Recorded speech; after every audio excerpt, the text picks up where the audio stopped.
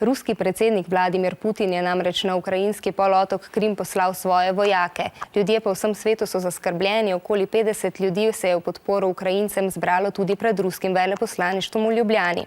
Da bi napetost umilili, sta se danes sestala tudi vodji diplomacij Združenih držav Amerike in Rusije, John Kerry in Sergej Lavrov, na Krim pa je prišla tudi skupina mednarodnih opazovalcev.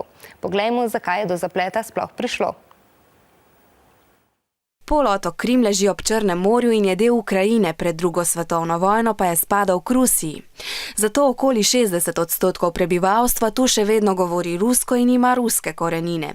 Veliko si jih želi, da bi Krim spadal k Rusiji. V tamkajšnjem pristanišču Sevastopol, ki ga je Ukrajina s pogodbo dala v najem Rusiji, pa je tudi veliko ruskih vojaških ladij.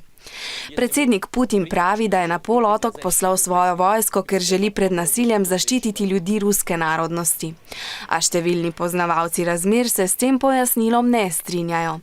Menijo, da je to le izgovor, s katerim želi Rusija ohraniti nadzor nad Ukrajino po padcu njej naklonjenega predsednika Janukoviča.